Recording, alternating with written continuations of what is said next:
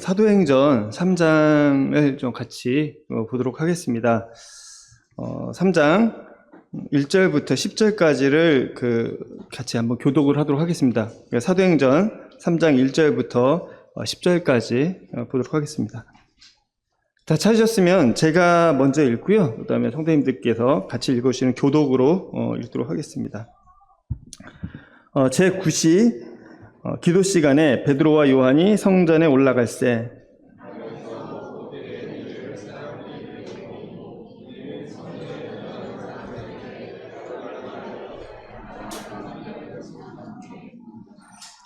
그가 베드로와 요한이 성전에 들어가려 함을 보고 구걸하거늘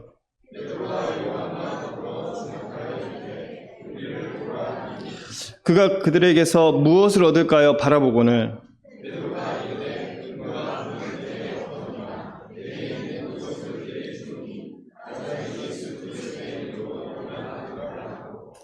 오른손을 잡아 일으키니 발과 발목이 곧 힘을 얻고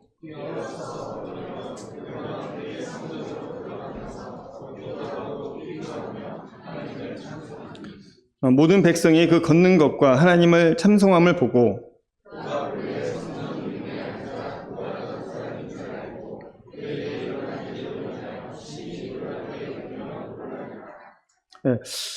오늘 본문은 베드로와 요한이 이렇게 성전에 올라가다가 그 성전 미문 앞에 앉은 걷지 못하는 그 안진뱅이에게 손을 내밀고 그리고 그를 이렇게 세우는 그런 장면입니다. 그리고 이 뒤에는 그 일로 인해서 이 성전에서 일어난 이 놀라운 일로 인해서 약 남자만 5,000명이 구원받는 굉장한 거죠. 그러니까 이 앞쪽에 그 오순절 성령이 강림했을 때 3,000명의 남자가 구원받았습니다. 근데 이때 이제 5,000명이 구원받는 거 훨씬 많은 성령님께서 임하는 그 놀라운 역사가 일어났던 것보다 더 많은 숫자의 사람들이 구원받는 역사가 이 사건을 통해서 일어나게 됩니다. 그로 인해서 이 예루살렘 교회는 굉장히 규모가 탄탄한 교회로 자리 잡고 또 크게 성장하는 복음이 정말 급격하게 증거되는 그런 계기를 맞게 됩니다.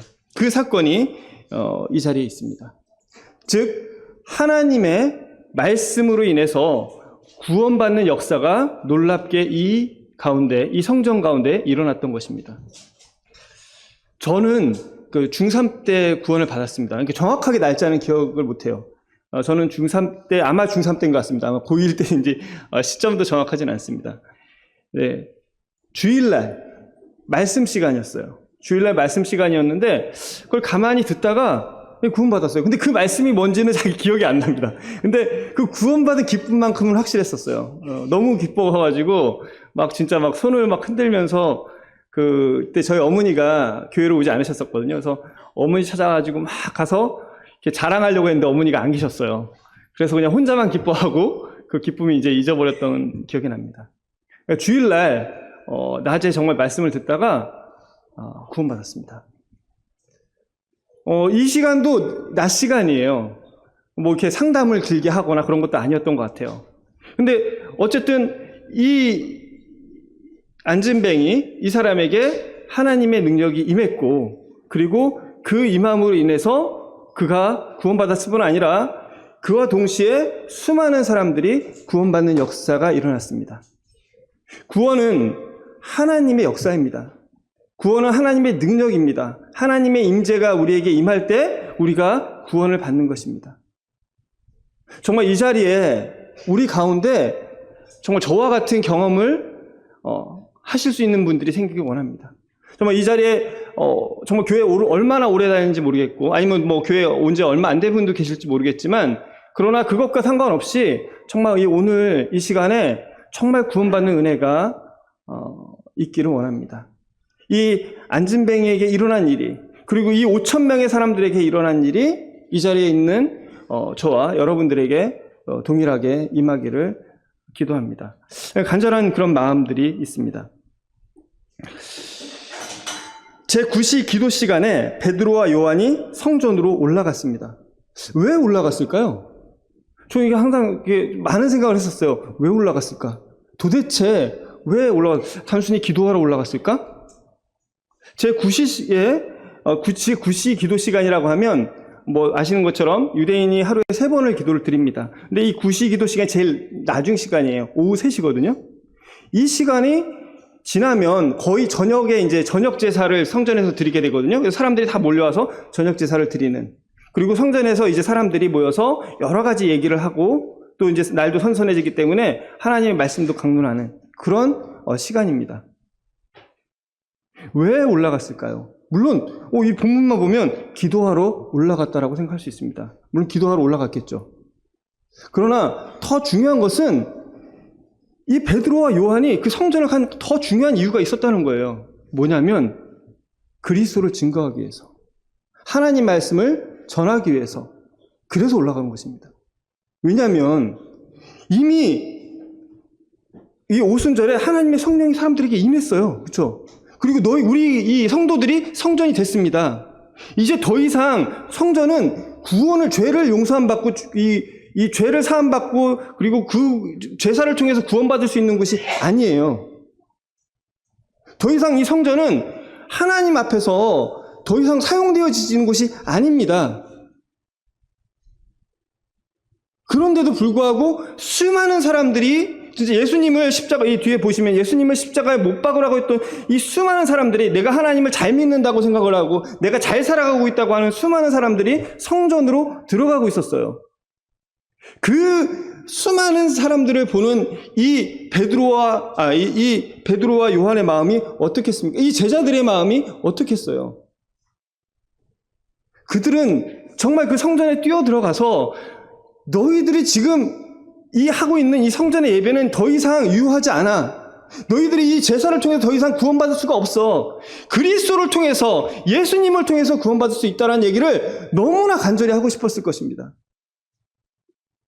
이 뒤에 11절 이후에 나오는 이 복음의 내용들을 보면 그가 얼마나 많은 준비를 하고 이 자리에 갔는지를 우리는 볼 수 있게 됩니다. 그는 베드로와 요한은 물론 기도를 하러 갔겠죠. 그러나 그가 기도할 장소가 없어서일까요? 아닙니다. 그곳에 가서 그 사람들에게 정말 구원과 정말 하나님의 뜻을 알려주고 싶고 증거하고 싶었을 것입니다. 그래서 그들은 이 성전으로 올라갔습니다. 올라갈 때 이 2절에 보면 어떤 사람을 만났어요. 나면서 못 걷게 된 이를 사람들이 메고 오니 이는 성전에 들어가는 사람들에게 구걸하게 하여 날마다 미문이라는 성전문에 두는 자라. 이제 그런 마음을 가지고 성전을 향해서 올라가고 있는데 이 미문이라는 곳이 있습니다. 이 미문이라는 것은 영어로 하면 뷰티풀 게이트죠. 정말 아름다운 문. 정말 사람들이 많이 왔다 갔다 하기 때문에 사람들의 통로가 되는 문입니다. 그래서 더 아름답게 꾸몄는지도 모릅니다. 이 문을 보면 와, 정말 멋있다. 정말 아름답다. 이 헤롯이라는 사람이 이 성전을 증축한 것이거든요. 얼마나 많은 투자를 했는지 모릅니다. 정말로 아름답고 정말로 멋지게 졌는데 그 중에서도 아름답다라고 하는 미문이에요. 사람들이 정말 많이 다니기 때문에 이 문만큼은 다른 문보다 더 특별하게 만들고 싶었는지 모릅니다. 그리고 그 이름도 그가 그렇게 지었는지 사람들이 그렇게 지었는지 모르겠지만 미문, 아름다운 문으로 지어졌습니다.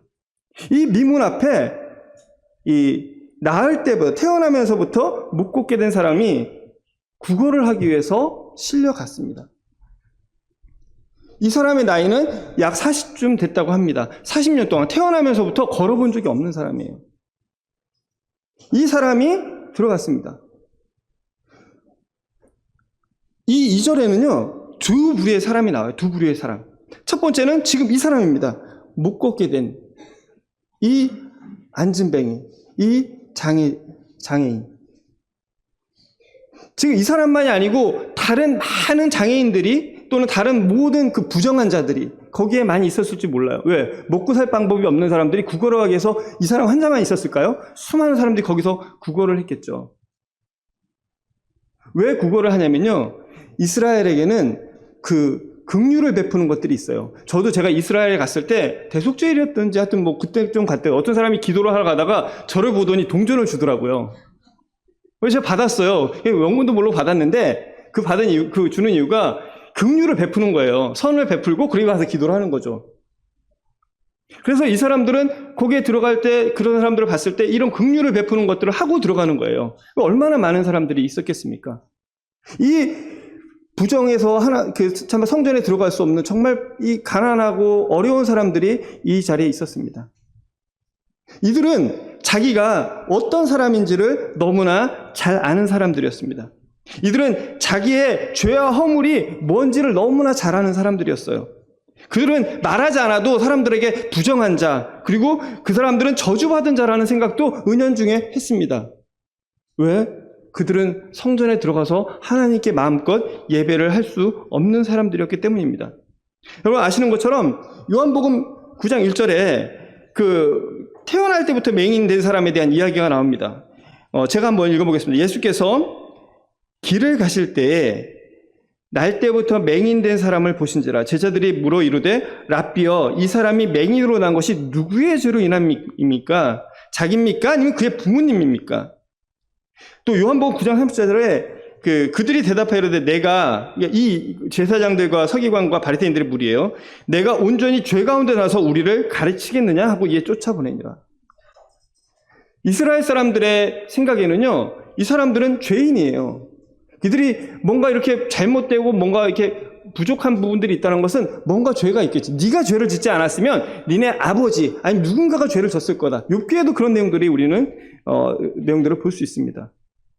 이들은 그냥 사람들의 생각에 죄인인 사람들이에요. 그리고 그들은 자기가 어떤 사람인지를 다 보여줘야만 되는 사람들입니다. 사실은 이 사람들이요, 수치를 참을 수가 없는 거죠. 창피함을 참을 수가 없는 것입니다. 오늘날 우리가 복지제도를 논할 때 이 복지가 필요한 사람들에게 제일 중요한 건 그들의 자존심이 상하지 않도록 그들을 도와주는 것입니다. 그래서 사실은 이 복지의 혜택을 받는 사람들을 많이 가리려고 굉장히 노력을 해요. 로마 시대에도 그런 복지제도가 있었습니다.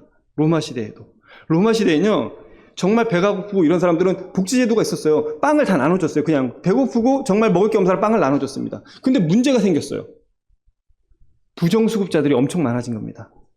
그래서 로마 시대에 이 부정수급자를 어떻게 없애지라는 것이 하나의 고민거리였어요. 그래서 그들이 생각하기를 좋다. 가난한 사람들을 굶길 수는 없으니까 그들에게 복지혜택 빵을 주겠다. 대신에 줄을 서게 했습니다. 줄을.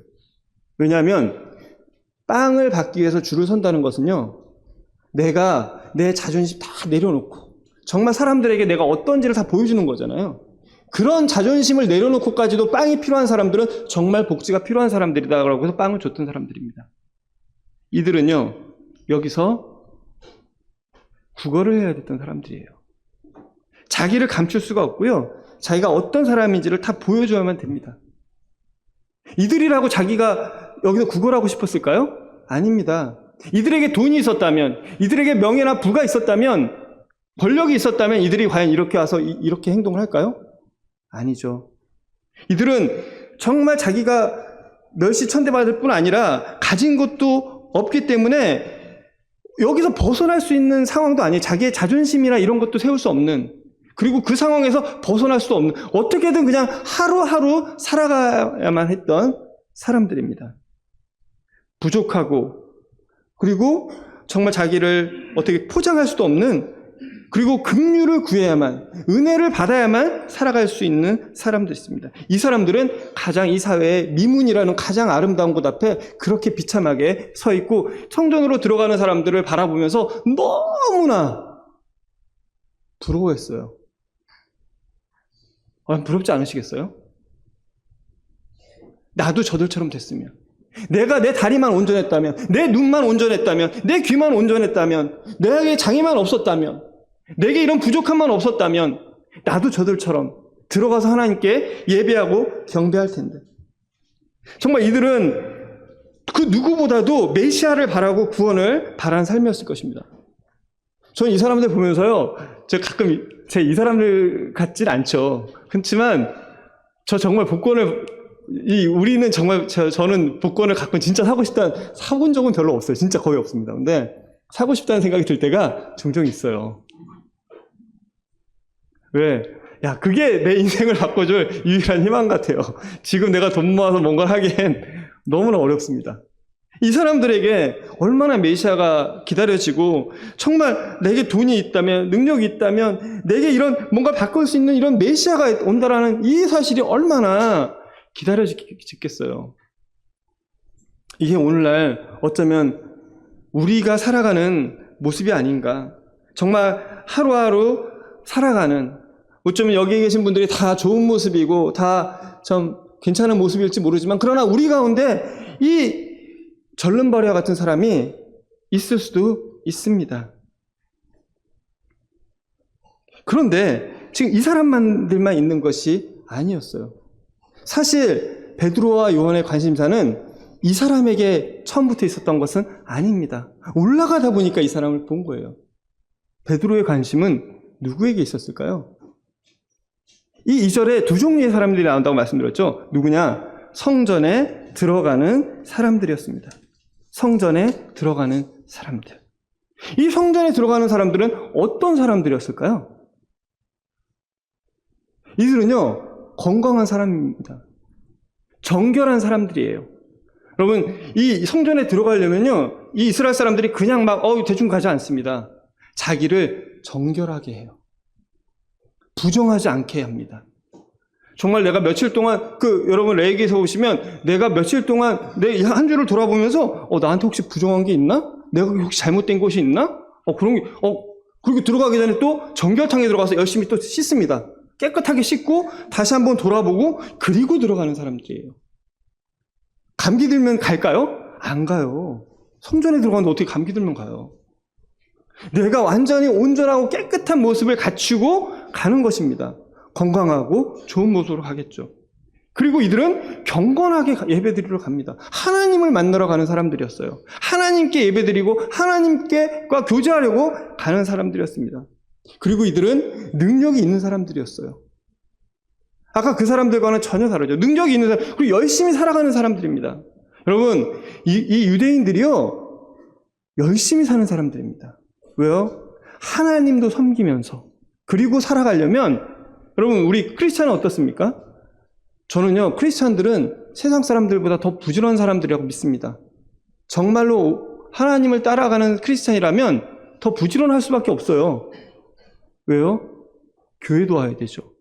말씀도 읽어야 되죠. 그리고 우리가 주님 앞에 여러 가지들을 해야 되죠.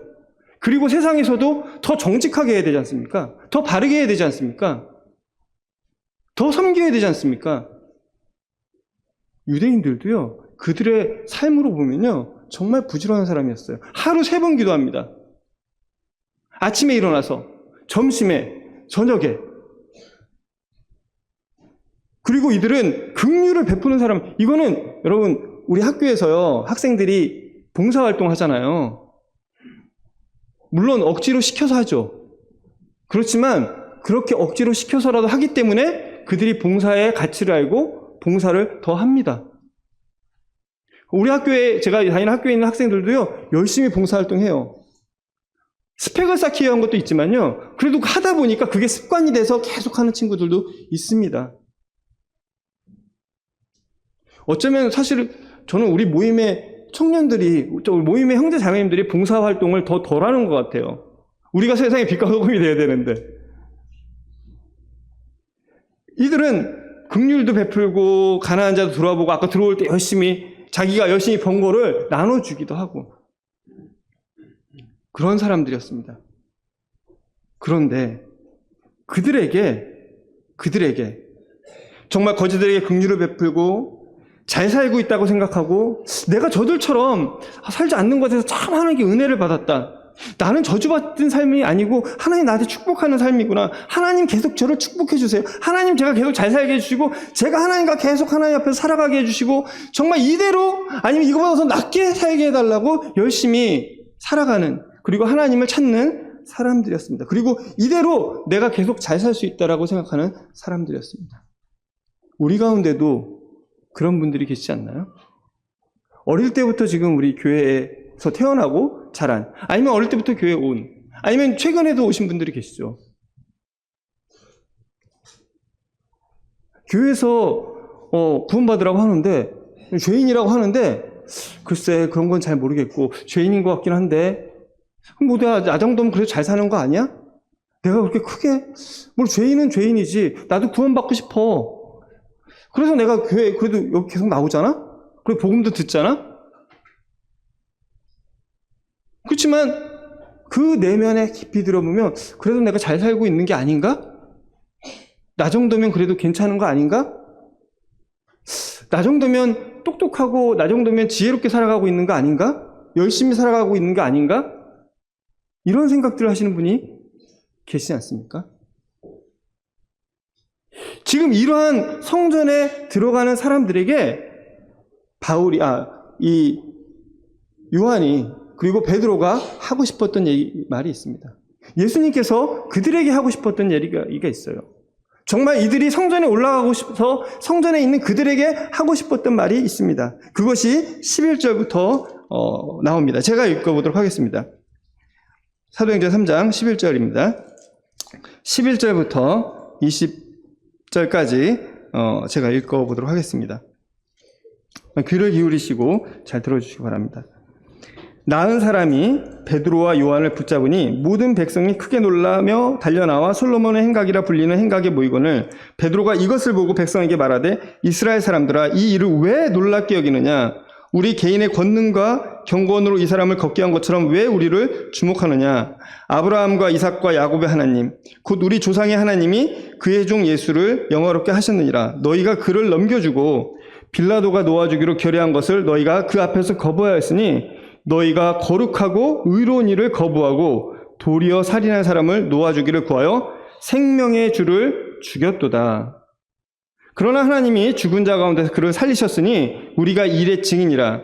그 이름을 믿음으로 그 이름이 너희가 보고 아는 이 사람을 성하게 하였나니 예수로 말미암아 난 믿음이 너희 모든 사람 앞에서 이같이 완전히 낫게 하였느니라. 형제들아 너희가 알지 못하여서 그래야 하였으며 너희 관리들도 그리한 줄 아노라. 그러나 하나님이 모든 선지자의 입을 통하여 자기의 그리스도께서 고난받으실 일을 미리 알게 하신 것을 이와 같이 이루셨느니라. 그러므로 너희가 회개하고 돌이켜 너희 죄 없이함을 받으라.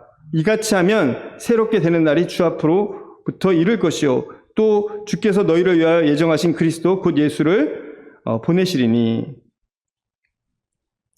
자, 이 구절에서 사도행전 13절 제가 다시 한번 보면 이렇게 말씀하고 있습니다.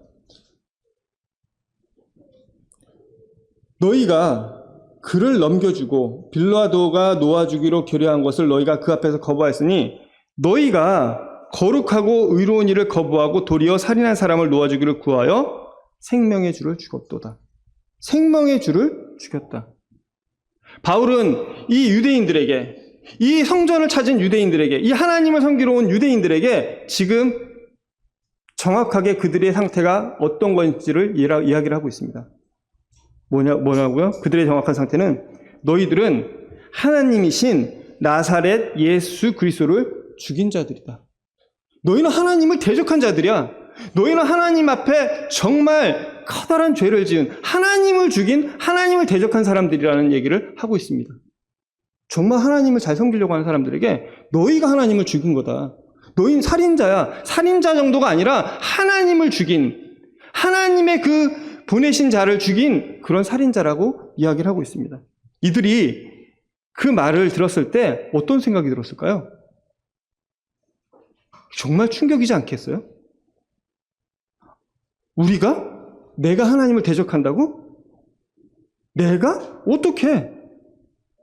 나는 잘 살고 있고 내가 지금 하나님 예배하러 왔는데 그런 나에게 어떻게 하나님을 죽인, 그리스도를 죽인, 메시아를 죽인 자라고 얘기할 수 있는 것일까?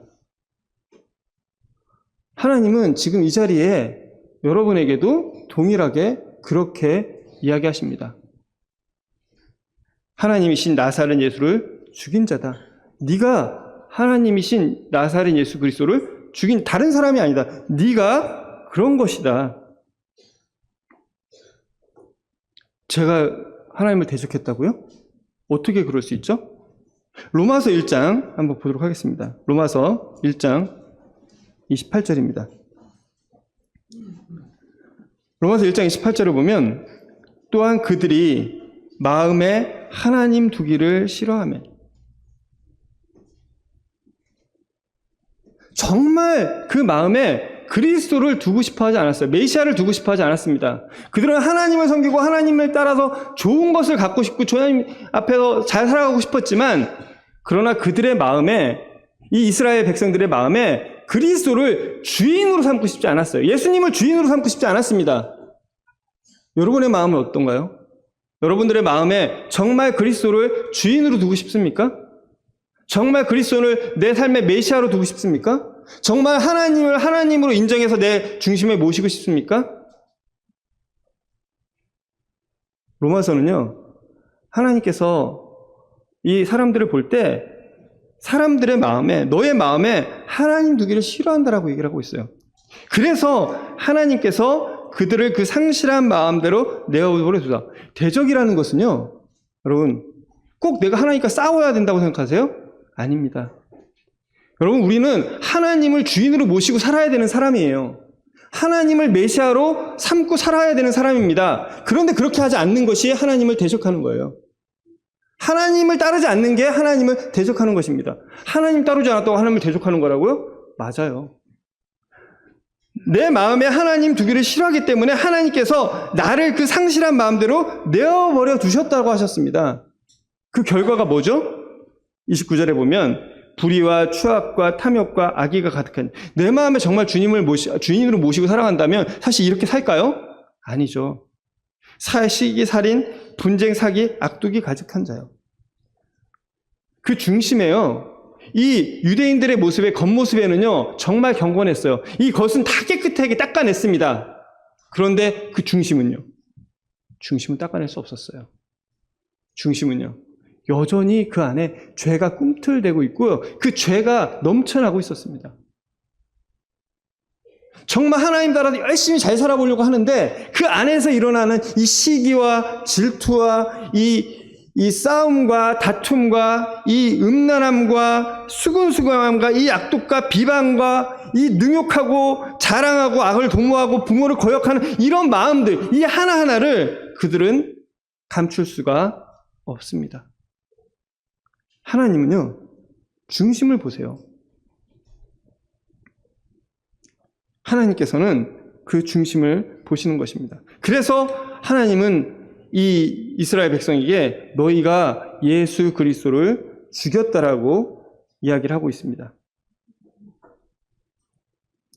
이들은요 하나님의 정하심을 알고도 그런 것들을 또 옳다고 했습니다. 로마서 조금 더 보겠습니다. 1장 32절.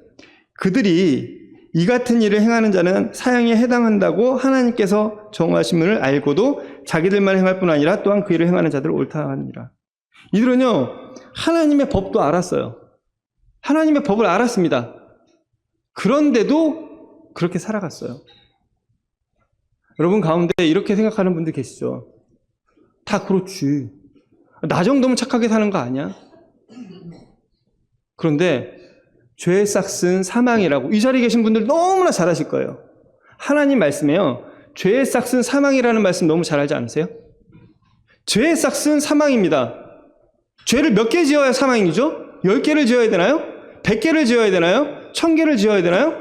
아니요. 하나만 지어도 그 죄는요 충분히 우리를 영원한 멸망, 영원한 지옥으로 이끌어가는 만큼 중요한 죄가 됩니다. 근데 여러분 그런 걸 하나만 지으셨어요? 아니죠. 여러분 중심을 보세요. 여러분 자신을 잘 보세요. 여러분의 내면을 들여다보세요. 그리고 여러분이 행했던 모든 악함들을 보세요. 여러분, 그리고도 이렇게 하나님께서 사용하게 해당한다는 하나님 정하심 알고도 그래도 내가 괜찮다라고 얘기할 수 있으세요? 쟤도 그런데 나 정도면 괜찮은 거 아니야? 라고 얘기할 수 있으시겠습니까? 아니요. 그럴 수 없습니다. 그것은 예수 그리스도를 십자가에 못 박게 충분한 죄입니다. 여러분이 지은 그 하나의 죄가, 여러분이 지은 그 하나의 시기와 질투와 미움과 거짓과 이 부모를 거역함과 이 사기치는 이 음란한 이 모든 그 하나하나가 예수님을 십자가에 죽이기 충분한 죄라는 것을 여러분이 아셔야 됩니다. 바로 베드로는 그래서 너희가 예수를 죽인 자라고, 너희 때문에 예수님께서 십자가에 달린 거라고. 너희가 십자가에 달리신 예수님은 너의 죄 때문에 죽은 거라고 이야기를 하고 있습니다. 그런데요, 베드로는 이들에게 그렇게 너희는 죽인 자라고 하면서 뭐라고 얘기하냐면, 사도행전 3장 17절을 보겠습니다. 형제들아, 너희가 알지 못하여서 그리하였으며 너희 관리들도 그리한 줄 아노라. 형제들아, 너희가 몰라서 그렇다. 정말 은혜롭지 않으십니까? 이들이 정말 율법을 열심히 보고 하나님 말씀 본 사람들 아닐까요? 이들에게 베드로는요, 네가 몰라서 그렇다. 너희가 몰라서 그렇다. 그러니까 잘 들어라. 그러니까 잘 들어라. 여러분, 하나님의 말씀에 귀를 기울이시고요, 보시기 바랍니다. 믿음은 들음에서 난다라고 했죠. 믿음은 들음에서 난다고 했습니다. 근데요, 이 들음에서 난다는 얘기를 오해하시면 안 돼요. 이 당시에, 그리고 이 구약 시대는요, 책이 없었어요. 그쵸? 사실은 들을 수밖에 없었어요. 들을 수밖에 없었습니다. 들으면서 하죠. 그래서 이들은 들으면 어떻게 되죠? 잊어버려요. 여러분, 제가 오늘 지금 한 말씀을 오후까지 기억하시겠어요? 여러분, 아침에 본 말씀을 저녁까지 기억하시겠어요? 그래서요, 이들은 말씀을 들으면요, 그걸 외웠습니다. 계속 외우고, 말하고, 외우고, 그러면서 이들은 성경 말씀을 알고, 그리고 내가 외워야 자식한테 전달해 줄 수가 있었어요. 여러분, 잘 듣는다는 것은 그냥 이 자리에서 귀만 열어놓고 잘 듣는 그것만을 얘기하지 않아요. 여러분, 정말 내가 정말 구원받지 못했다라고 생각하는 분들은 정말 이 사도행전의 말씀, 로마서의 말씀들을 읽고 또 읽으세요. 그리고 외울 수 있는 말씀들은 외우세요. 정말 우리에게 주어진 복음의 말씀들이 있잖아요. 그거 듣고 그냥 흘려버리지 마시고요. 그 말씀을 외우세요. 외우다 보면요, 그 말씀이 내 가운데서 역사하게 됩니다. 그 말씀이 내 가운데서 뿌리를 내리게 됩니다. 듣고 지나가는 말씀이 아니라 정말 그 말씀이 내 안에서 역사할 때 그게 진짜로 듣는 것입니다. 듣고 한쪽으로 흘러갔다면 사실은 그것이 우리한테 믿음이 될까요? 그렇지 않아요. 알지 못했다. 그러면서 그는 자세하게 설명을 해주고 있습니다. 너희가 무지하다. 그러면 뭐에 대해서 무지할까요? 그들은 죄에 대해서 무지했습니다. 3장 19절에 뭐라고 하냐면, 그러므로 너희가 회개하고 돌이켜 너희 죄 없이 함을 받으라. 지금 이 사도행전에 나온 이 구절은요, 굉장히 줄여서 나온 거겠죠. 그렇죠? 얼마나 많은 얘기를 했겠어요. 딱 요 구절만 딱 읽고 끝냈을까요? 그렇지 않을 거예요. 그 죄에 대해서 얘기를 했습니다. 너희가 회개하고 돌이켜 너희 죄 없이 함을 받으라. 너희가 죄인이다. 너희가 죄인이기 때문에 이 죄를 깨달아야만 된다. 바울은 이들에게 죄에 대한 무지를 얘기를 한 겁니다. 너희가 무지하다. 너희가 모른다. 뭘 모르냐? 너희가 죄인인 걸 모르고 있다. 죄인인 것을 깨닫지 않으면 하나님을 만날 수가 없습니다. 로마서 3장 23절에도 모든 사람이 죄를 범하였음에 하나님의 영광에 이르지 못했다라고 했어요. 정말 구원받지 못하신 분이 계시다면 아마 자기의 죄를 제대로 깨닫지 못하고 자기를 제대로 보지 못하시는 거예요. 이 죄에 대한 무지는요, 사실 다른 말로 하면 자기 자신에 대한 무지입니다. 내가 어떤 사람인지를 모르는 것에 대한 무지예요. 내가 누구인지, 내 중심에 어떤 것이 있는지를 모르는 사람입니다. 하나님께서 분명히 말씀하셨죠. 만물보다 거짓되고 부패한 것이 너의 마음이다라고 했는데 내가 어떤 사람인지를 모르는 거예요. 이 죄의 무지는 바로 내 자신에 대한 무지입니다. 내 중심에 무엇이 있습니까? 마가복음 7장 20절에요. 예수님께서 말씀하셨어요. 또 이르시되 사람에게서 나오는 그것이 사람을 더럽게 하니라. 내게서 나오는 게 나를 더럽게 한다. 속에서 곧 내 마음에서 나오는 것은 악한 생각, 곧 음란과 도둑질과 살인과 간음과 탐욕과 악독과 속임과 음탕과 질투와 비방과 교만과 우매함이니. 여러분, 나의 마음에 이런 것들이 없으세요? 전혀 없으세요? 누르는데도 계속 튀어나오지 않으십니까? 본질상 진노의 자녀라는 것이 여기에서 나오는 말입니다. 이 죄는요, 내가 아무리 바르게 살려고 해도요, 아무리 누르려고 해도 눌러질 수 있는 게 아니에요. 그런데도 불구하고 내 안에 착한 게 있다고. 내가 좀 더 바르게 보이고, 내가 지금 뭐 좋은 직장 갖고 좋은 학교 다니고, 또 좋은 걸 하기 때문에 마치 내가 똑똑한 것처럼, 내가 잘난 것처럼 생각하시는 분들이 계세요. 내가 지혜가 있으면 얼마나 있겠어요. 이 우주에 진짜 이 지구가, 이 은하계가 돌아가는 이 법칙들을 조금이라도 아시나요? 모양은 알죠. 그러나 그 힘이 어떤 힘의 작용에 의해서 그 진짜 천체가 이렇게 돌아가면서 정확하게 진짜 돌아가고 있는지를, 태양이, 이 태양계의 중심이 어딘지를 아직도 사람들은 밝혀내지 못했습니다. 이렇게 어리석은 자들이 내가 조금 잘한 것, 내가 조금 좋은 학교 다닌다고, 내가 조금 더 좋은 성적을 받았다고, 내가 조금 더 좋은 직장 다닌다고, 내가 투자한 주식이 올랐다고, 내가 산 집이 오르고 내가 산 땅이 올랐다고, 내가 가진 것들이 뭔가 잘 되고 있다라고, 그래서 내가 괜찮은 사람인 것처럼, 그래서 내가 있으니까 베푸니까, 마치 이 성전에 들어가서 베풀잖아요. 그러니까 자기가 깨끗하고 뭔가 괜찮은 사람인 줄 알아요. 베드로는 그렇지 않다라고 얘기를 합니다. 하나님 그렇지 않다라고 얘기를 해요. 네 안에는 본질상 이렇게 더러운 것들이 나와서 너를 더럽게 한다. 그리고요, 그것은, 이 죄에 대한 무지는요, 하나님에 대한 무지에서부터 또 나와요. 하나님이 누구이신지 모르는 거예요. 하나님께서 정말 나를 창조했다라는 걸 모르는 것에서부터 나옵니다. 하나님께서 나를 창조하셨다면 나를 너무나 잘 아시겠죠. 시편 139편 13절에 보면 주께서 내 내장을 지으시고 나의 모태에서 나를 만드셨다라고 했습니다. 하나님께서 나를 만드셨어요. 그런데 그 하나님께서는요, 중심을 보신대요. 사무엘상 16장 10절에 보면 사람은 외모를 보거니와, 그쵸? 사람들은 다 이 성전에 들어가는 사람들의 겉모습들을 봅니다. 그리고 괜찮은 사람인 것 같아요. 그리고 제사 드리니까 잘하고 있는 것 같아요. 그런데 하나님은요, 그들의 겉모습, 그들의 겉으로 드러난 것을 보시는 것이 아니라 나 여호와는 중심을 본다라고 말씀하세요. 하나님은 여러분들의 중심을 보십니다. 여러분의 중요한 중심을 보세요. 그래서 시편 139편 2절에 주께서 내가 앉고 일어섬을 아시고 멀리서도 나의 생각을 밝히 하시오며, 하나님께서요, 여러분의 생각을 밝히 알고 계세요. 가까이 없으니까 모르시는 것 같죠? 아닙니다. 하나님 멀리 계시지만 여러분의 생각을 너무나 밝히 하시고요, 나의 모든 길과 내가 누는 것을 살펴보셨으므로 나의 모든 행위를 익히 아십니다. 익히 하세요. 하나님은 나의 모든 행위를 다 하세요. 그리고요, 하나님은 그 생각과 그 행위를 따라서 심판하십니다.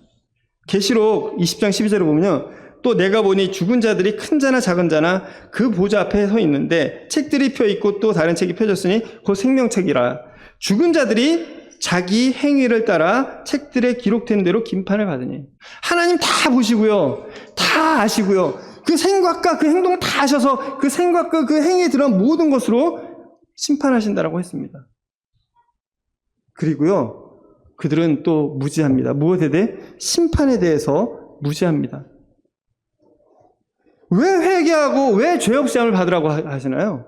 왜 지금 베드로는 이 이스라엘 사람들에게, 이 성전에 있는 사람들에게 너희가 회개하고 돌이켜 죄 없이 함을 받으라고 하나요? 이같이 하면 새롭게 되는 날이 주 앞으로부터 이를 것이요, 또 주께서 너희를 위하여 예정하신 그리스도 곧 예수를 보내시리니, 너희들이 회개해야만 그리스도를 만날 수 있다. 그리고 그리스도 오실 때 그분과 함께 있을 수 있다.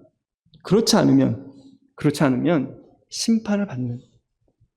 저는요, 정말 영원한 지옥이 없다면, 정말 그 지옥의 고통이 없다면, 지옥의 무서움이 없다면, 저는 사실 복음 안 들어도 된다고 생각합니다. 죽으면 끝인데, 마음대로 살다가 다 끝인데. 아니에요. 여러분, 정말로 지옥은 있습니다. 이 세상에서 엄청나게 끔찍한 일이 많지 않나요? 여러분 진짜 웹에서 조금만 검색을 하고 뉴스를 보시다 보면요, 우리가 말로 형용할 수 없는 그 끔찍한 일들이 있습니다. 근데 문제는 그렇게 끔찍한 일을 당하는 사람들이 얼마나 고통스럽겠어요. 그 고통 생각해 보셨습니까? 지금 저 우크라이나 전쟁인데 그 전쟁에 진짜 폭탄이 떨어져서 팔다리가 날아가고 정말 그 치료도 받지 못하고 홍수 때문에 이 사람들의 고통을 여러분 다 아십니까? 그런데 이 세상에서 우리가 겪을 수 있는 고통은요, 지옥에서 겪는 고통에 비하면 아무것도 아닙니다. 그래서 예수님께서 말씀하셨어요. 마가복음 9장에 보시면 만일 내 손이 너를 범죄케 하거든 찍어버리라고. 이 찍어버리라고. 장애인으로 영생을 들어가는 것이 두 발을 가지고 지옥 꺼지지 않는 불에 들어가는 것보다 낫다. 만일 네 발이 범죄거든 찍어버리라. 지금 이 절른 발이는요, 일어서고 싶잖아요. 그죠? 근데 예수님은 말씀하시기를 다리를 찍어버려라. 네 다리가 범죄하면. 그렇게 해서라도 지옥에 가지 않기를 바란다. 이 하나님의 심판이요, 얼마나 무서운지를 알아야 되는데 이 사람들이 모르는 거예요. 그들은 죄에 대해서 모르고요, 자기에 대해서 모르고요, 하나님에 대해서 모르고, 그리고 하나님의 심판에 대해서 모릅니다. 이 지옥에 대해서 하나님 말씀하셨습니다. 마가복음 25장 41절에 또 왼편에 있는 자들에게 이르시되 저주를 받은 자들아 나를 떠나 마귀와 그 사자들을 위하여 예비된 영원한 불에 들어가라. 영원한 불. 이것을 베드로는 23절에서 이렇게 얘기하고 있습니다. 23절, 사도행전 23절에 보면 누구든지 그 선지자의 말을 듣지 아니하는 자는 백성 중에서 멸망을 받으리라. 멸망, 영원한 멸망, 영원한 형벌, 영원한 지옥에 가라는 것입니다. 계시록 20장 10절에 보면 사망과 음부도 불못에 던지니 이것이 둘째 사망 곧 불못이라. 제가 사실 구원받은 이유는요, 제가 사실 하나님을 찾은 이유는요, 천국에 대한 어떤 소망 때문이 아니었습니다. 물론 이 자리에 천국에 대한 소망 때문에 구원받으신 분들 많이 계실 거예요. 근데 전 그렇지 않았어요. 저 지옥 가기 싫었습니다. 정말 지옥이 무서웠었어요. 지금은 사실 지옥이 무섭지 않아요. 그래서 제 마음이 너무 안타깝습니다. 왜냐면요, 그땐 진짜 지옥이 무서웠어요. 나 지옥 가면 어떡하지? 영원히, 그 하루 이틀 다 영원히 산다는데? 정말 무서워서요, 집에 가서 아무도 없으면 나만 놔두고 천국 갔나? 야, 나 7년 대환란 견뎌야 되는 거 아니야? 야, 내가 견딜 수 있을까? 나 영원히 지옥 가는데? 근데 지금은 그런 마음이, 그래서 제가 지금 복음을 전할 때 이런 말씀을 너무 안타까운 거예요. 정말로 내게 진짜 이 지옥에 대한 두려움이 있어요. 그게 생생하게 전달이 되는데 제가 전달할 수 없습니다. 다만 지금 이 시간 정말 하나님께서 여러분들의 마음에, 그리고 저의 마음에 지옥에 대한 이 심판, 하나님의 심판에 대한 두려움, 이 하나님의 심판에 대한 이런 정말 이 두려움과 이 걱정스러운 마음을 하나님께서 내려주셨으면 좋겠어요. 그래야 우리가 하나님을 찾습니다. 안 그러면요, 우리의 마음이 너무나 완악해요. 사망과 음부도 불못에 던져지는 둘째 사망. 누구든지 생명책에 기록되지 못하면 불못에 던지는 이 사망에 대해서, 심판에 대해서 모릅니다. 그리고요, 마지막으로 이들이 몰랐던 것이 있어요. 뭐냐면 사도행전 3장 18절을 보시면 그러나 하나님이 이 모든 선지자들의 입을 통하여 자기의 그리스도께서 고난받을 일을 미리 알게 하신 것을 이와 같이 이루셨느니라. 3장 20절에 또 주께서 너희를 위하여 예정하신 그리스도 곧 예수를 보내시리니. 하나님의 뜻에 대해서 무지했습니다. 이 이스라엘 사람들은요, 메시아를 기다렸어요. 메시아를 찾았습니다. 메시아만 오면 정말 메시아를 잘 섬겨야지라고 생각을 했었어요. 그런데요, 하나님의 진짜 뜻을 몰랐습니다. 정말 나의 죄를 위해서 그냥 단순히 왕으로 와서 통치하고 잘 먹고 잘 살게 해주실, 그게 하나님의 진짜 뜻이 아니라, 진짜 하나님의 뜻은요, 여러분이 잘 먹고 잘 살고 편안하게 살고 여러분의 걱정과 근심을 해결해 주러 예수님이 이 땅에 오신 게 아니라는 거예요. 예수님이 진짜 이 땅에 오신 이유는 뭐냐면 여러분들 지옥 안 가게 하기 위해서. 여러분 여기 구원받지 않은 분들도 어려운 일 닥치면 하나님께 다 기도합니다. 그 어려움을 해결해 달라고. 이 어려움만 해결해 주시면 주님 믿을게요. 제가 학교에서 복음 전하는 친구가 있는데요, 제가 2번을 그랬어요. 내가 기도해 줄게. 기도되면 하나님 믿고 이렇게 하자. 근데 기도를 2번이나 이루어져 주셨어. 정말로 신기하게. 근데 듣고 이루어질 때마다 그 친구냐, 다음에. 이번에 또 요청하더라고요. 이번엔 정말 믿을게. 정말 내가 지금 이거 좀 기도해달라고. 먼저 얘기하더라고요. 그래, 그럼 믿겠다고. 그래, 또 기도할게. 그런데 사실은 하나님 기도 들어주시죠. 근데 그게 하나님의 진짜 목적이 아니에요. 하나님의 진짜 목적은요, 그 예수님의 진짜 목적은 여러분들이 지옥 가야 되니까 대신해서 자기가 그 십자가에 달려주시는 거라고요. 대신 그 십자가에 달리셔서 내 죄를 대신해서 이 십자가에서 이 손이 찔리고, 아까 손이 잘려야 되잖아요. 발이 잘려야 되잖아요. 그래서 내 대신 그 손이 못 박히고, 그 발에 못이 박히고, 그 옆구리에 창이 찔리고, 그 머리에 내 온갖 이 악한 죄들 때문에 그 십자가의 가시관을 쓰시고 죽임을 당하시고, 그 모든 그 부끄러움을 사람들 앞에 다 내려놓으시고, 그 부끄러움 다 당하시고 십자가에 돌아가신 거라고요. 그 십자가에서 돌아가시는 의미를 이 이스라엘 사람들은 몰랐어요. 그들은 무지했습니다. 그래서 하나님 말씀하세요. 그리스도께서 고난받으시는 것, 그리스도께서 십자가에 달려 죽으시는 것이 바로 너 때문이다. 그것을 위해서 예수를 보내신 거고, 그 일을 완성하기 위해서 다시 우리를 데리러 오실 거다라는 얘기를 하고 있습니다. 디모데전서 2장 4절입니다. 여러분, 이 말씀 정말 외우세요. 짧습니다. 하나님은 모든 사람이 구원을 받으며 진리를 아는 데 이르기를 원하시느니라. 하나님은 여기 있는 여러분 한 분 한 분이 다 구원받기를 원하세요. 구원받고 진리를 아는 데 이르시기를 원하세요. 근데 이걸 모르는 사람은 하나님 뭐라고 하는지 아세요? 어리석은 자라고 합니다. 시편 14편에 보면요, 어리석은 자는 그 마음에 이르기를 하나님의 없다 하도다. 제가 한번 찾아보겠습니다. 하나님이 없다 하도다라고 하는데 그 뒤에 뭐라고 하냐면, 그 다음에 그들은 부패하고 행실이 가증하니 선을 행하는 자가 없도다. 여호와께서 하늘에서 인생을 굽어 살피사 지각이 있어 하나님을 찾는 자가 있는가 보려 하신즉 다 치우자 함께 더러운 자가 되고. 하나님을 찾지 않는 거예요. 하나님을 정말로 찾지 않는 것입니다. 이게 없다 하는 게 문제가 아니고요. 여러분, 하나님 찾지 않으시잖아요. 하나님에 대해서 무지한 거예요. 하나님은 그런 사람들을 어리석다라고 하세요. 여러분이 뭘 하든 여러분은 어리석은 사람입니다. 여러분이 이 그리스도를 만나지 않았다면 여러분이 어떤 직업, 어떤 학교, 어떤 재산을 갖고 어떤 무슨 재능이 있든지 간에 여러분들은 그리스도를 죽인 사람이요, 그리스도를 대적한 사람이요, 그리고 어리석은 사람이라는 것을 이 시간 분명히 알길 바랍니다. 누가 절름발입니까? 누가 절름발입니까? 요한복음 9장 39절에 예수께서 이르시되 내가 심판하러 이 세상에 왔으니 보지 못하는 자들은 보게 하고 보는 자들은 맹인이 되게 하려 하시니, 바리새인 중에 예수와 함께 있던 자들이 이 말씀을 듣고 이르되 우리가 맹인인가? 바리새인들이 그래서 내가 맹인이라고? 예수님께서 말씀하셨어요.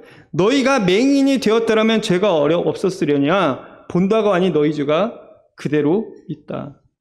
진짜 절름발인 누구예요? 진짜 맹인은 누구입니까? 본다고 하는 사람들이에요. 안다고 하는 사람들입니다.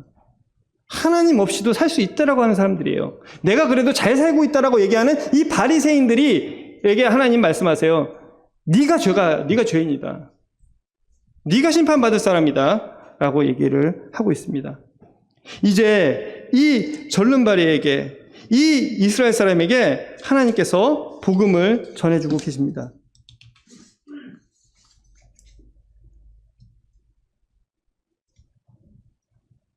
3장 19절에 너희가 회개하고 돌이켜 너희 죄 합시함을 받으라. 이같이 하면 새롭게 되는 날이 주 앞으로부터 이룰 것이요.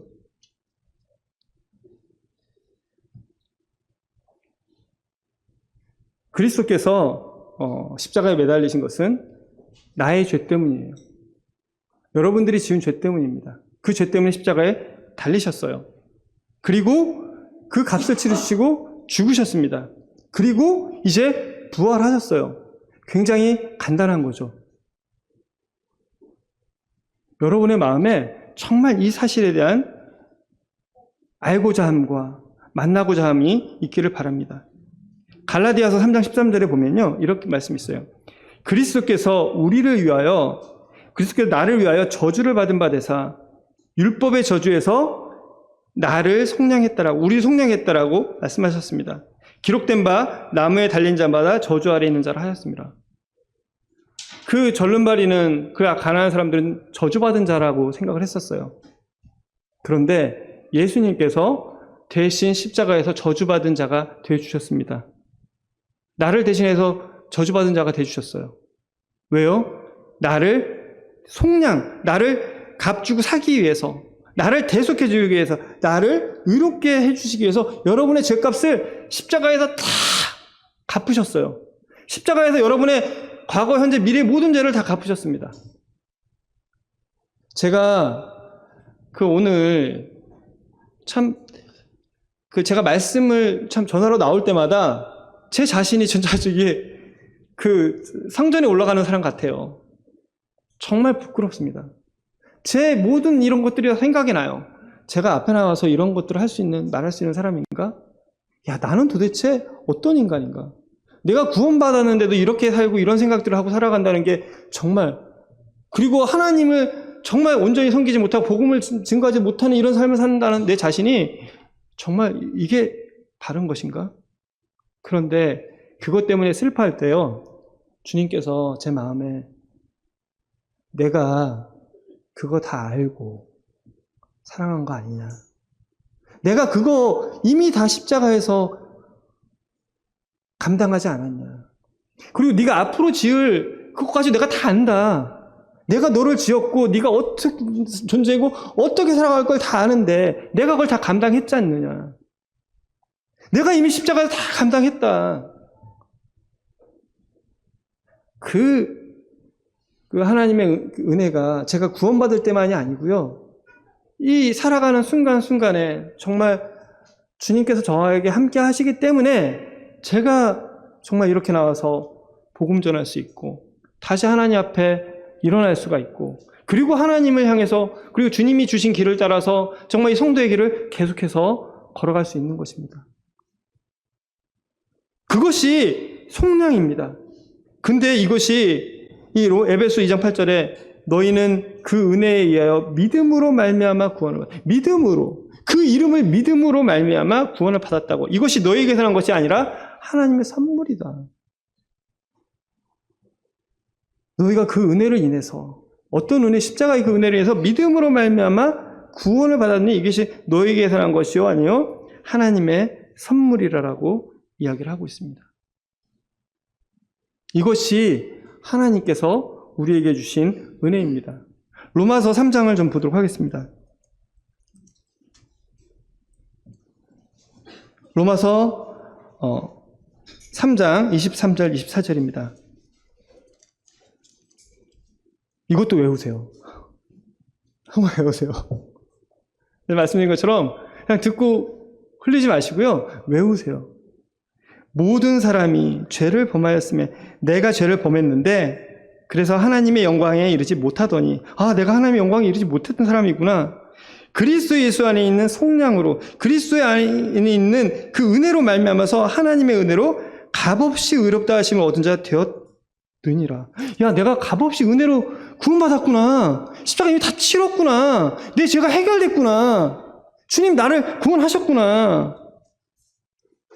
이 예수를 하나님의 그의 피로써 믿음으로 말미암는 화목제물로 세우셨으니 이는 하나님께서 길이 참으시는 중에 전에 지은 죄를 간과하심으로 자기의 의로심을 나타내려 하심이니. 야, 그리스도를 화목제물로 그래서 십자가에 달리게 하셨구나. 그리고 내 죄를 이제 해결하셨구나. 28절에 그러므로 사람이 의롭다 하심을 얻는 것은 율법의 행위에 있지 않고 믿음으로 되는 줄 우리가 인정하노라. 여러분 인정하세요. 내가 의롭게 되는 것은요, 교회 아니면 뭐 사회에서 잘 이런 것이 아니에요. 믿음으로 됩니다. 예수 그리스도의 이름을 믿음으로 말미암아 되는 것입니다. 4장 25절에요. 4장 25절에 예수는 우리가 범죄한 것 때문에 내어짐이 되고 또한 우리를 의롭다 하시기 위해서 다시 살아났다라고 얘기를 하고 있습니다. 이것이 하나님의 은혜입니다. 우리 사도행전에서 이 베드로와 요한이 이제 그 안진뱅이를 보고 얘기합니다. 그가 요한과 베드로를 보고 그 구걸하려고 하는데 베드로와 요한이 그를 주목하여 이르되 우리를 보라고 합니다. 얼마나 은혜로운 말씀인지 아세요? 이 사람의 40년은 어떤 삶이었을까요? 정말로 지우고 싶은 삶이 아닐까요? 태어나면서부터. 야, 내 인생 왜 이래? 내 인생이 진짜 어떤 인생이야? 정말 소망도 없고 믿음도 없어. 야, 나는 진짜 어떻게 이렇게 살까? 그런데요, 하나님의 눈은요, 이 사람이 그 어미의 뱃속에 있을 때부터, 그의 형질이 지어지기 전부터 하나님은 그를 쳐다보고 있었어요. 여러분, 왜 이 사람을 택했을까요? 우리가 사도행전을 보면요, 그 말이 나옵니다.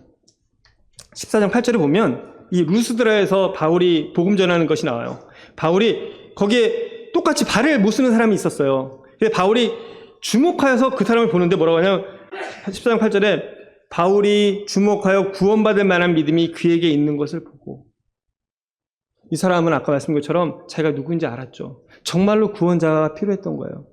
어쩌면 이 사람은요, 예수님을 본 사람일 수 있어요. 그렇잖아요. 성전에 맨날 앉아있는데 안 봤겠어요? 예수님이 행하신 거 다 봤겠죠. 다 들었을 겁니다. 예수님이 십자가에 달리신 것도 다 들었을 거예요. 그는 성전 앞에 앉아있는 사람이잖아요. 그러면서 얼마나, 어쩌면 이 사람은 그리스도께서 부활했다는 얘기도 들었을 거예요. 왜? 3,000명이 그 성령이 임하는 것도 봤잖아요. 어쩌면 이 사람의 마음에 정말 하나님을 찾는 마음이 있었을 거예요. 바울이 그 안에 그 구원받을 만한 믿음이 있는 것을 보고 큰 소리로 내 발로 일어나 설하라고 했을 때 그 사람이 일어나 걸은 것처럼, 그들은, 베드로와 요한은 그를 주목해서 보고 말했어요. 우리를 보라고. 하나님의 눈은요, 하나님은 보고 계세요. 여러분의 중심을 보고 계십니다. 여러분의 마음이 어떤지 보고 계세요.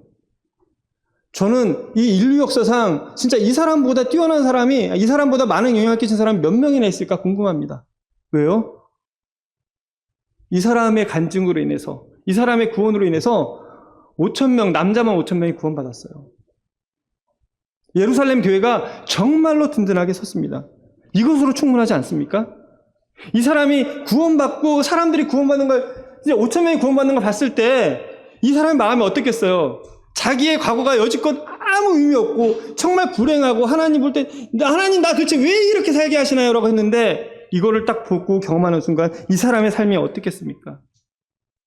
그는요, 구원받자마자, 이 다리가 일어나자마자 그는 뛰어나와서 하나님을 찬송했던 사람입니다. 우리 다른 성경에서 보면 문둥병자 10명이 나병 환자 10명이 고침받았는데 한 명만 돌아오잖아요. 이 사람 구원받자마자 뛰어가고, 그리고 이 11절에 나은 사람이 베드로와 요한을 붙잡았어요. 이 사람의 마음에 정말 하나님을 바라고 하나님을 찾는 마음이 있었습니다. 그는 그의 인생이 이 그리스도로 말미암아서 회복되어지고 놀라운 영향을 미쳤습니다. 어차피 이 사람이 복음을 많이 전하지 못할 수도 있어요. 그러나 이 사람의 인생 자체는 그 누구보다도 가치가 있는 삶이었습니다. 여러분, 어쩌면 내가 이런 가운데 있기 때문에 하나님을 찾고 하나님 만날 거예요. 여러분, 하나님께서는요, 우리의 삶을, 나의 삶을 보고 계십니다. 그리고 얘기하세요. 일어나 걸어라. 그걸 깨닫지 못하는 사람들에게는 네가 죄인이다, 회개하고 돌이켜라라고 얘기하고요, 정말로 내가 누구인지를 아는 사람에게는 이제 예수님 말씀하세요. 하나님 말씀하십니다. 일어나 걸어라. 그리고 하나님 앞에 나와서 함께 찬양해라. 오늘 다양하신 분들이 이 자리에 계시는 걸 알고 있습니다. 그러나 하나님께서 정말 그 안전뱅이와 같은 내 모습이든 아니면 성전에 들어가는 그런 내 모습이든 다 은혜의 말씀으로 그 은혜의 능력으로 구원해 주시기를 기도합니다. 기도하고 마치겠습니다.